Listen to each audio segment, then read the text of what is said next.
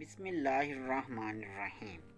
Urdu voice studio میں آپ سب دوستوں کو خوش آمدید۔ 1 روپے کی 2 دال کی پلیٹ، آج کا یہ واقعہ میں آپ کو سنانے والا ہوں۔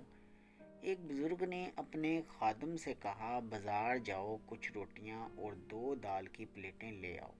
خادم بازار چلا جاتا ہے اور وہ دیکھتا ہے کہ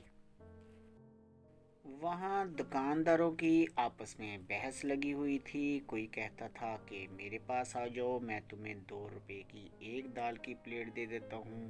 دوسرے نے کہا، تم میرے پاس آ جاؤ، میں تمہیں 1 روپے کی 1 دال کی پلیٹ دے دیتا ہوں۔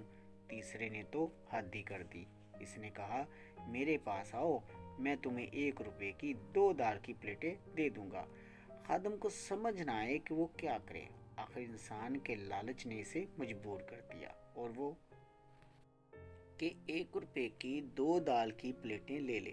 اس نے 2 دال کی پلیٹیں لے لی اور وہ واپس چل دیا۔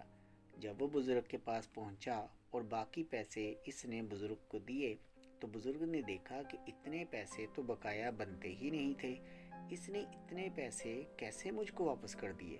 جب اس سے پوچھا گیا تو اس نے بتایا کہ حضرت آج تو موجیں ہی ہو گئیں۔ جب بازار میں گیا تو دکانداروں کی آپس میں بحث چھڑ گئی تھی۔ ایک نے کہا، میرے پاس آ جاؤ، میں تمہیں 2 روپے کی 1 پلیٹ دیتا ہوں۔ دوسرے نے کہا، میرے پاس آ جاؤ، میں تمہیں 1 روپے کی 1 پلیٹ دیتا ہوں۔ تیسرے نے کہا، میرے پاس آ جاؤ، میں تمہیں 1 روپے کی 2 پلیٹیں دیتا ہوں۔ حضرت ان کی آپس میں بحث چھڑ گئی اور ہماری موجیں لگ گئی، تو میں یہ 2 پلیٹیں 1 روپے کی لے آیا ہوں، اس لیے اتنے زیادہ باقی پیسے بچ گئے۔ یاد رہے اس وقت دال کی 1 پلیٹ کی قیمت 4 روپے تھی۔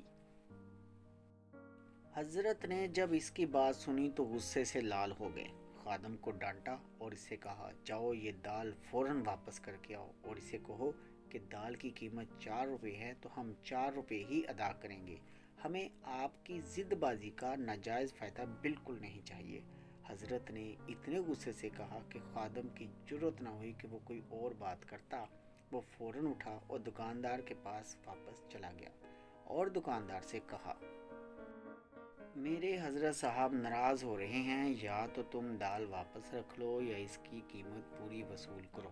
دکاندار نے کہا، میں اپنی مرضی سے دے رہا ہوں، لیکن خادم نے اسے دال واپس کر دی۔ اس پر دکاندار نے کہا، ٹھیک ہے، میں پورے پیسے وصول کر لیتا ہوں۔ تب دکاندار نے پورے پیسے وصول کر کے دال خادم کو دے دی۔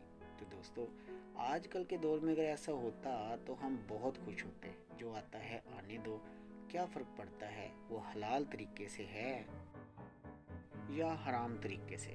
بس ہمیں تو پیسے اکٹھے کرنے ہیں، دولت اکٹھی کرنی ہے، چاہے وہ کسی بھی طریقے سے ہو۔ اللہ تعالیٰ ہمیں ان سب بری چیزوں سے بچائے اور اپنی حفظ و امان میں رکھے، آمین۔ اللہ حافظ۔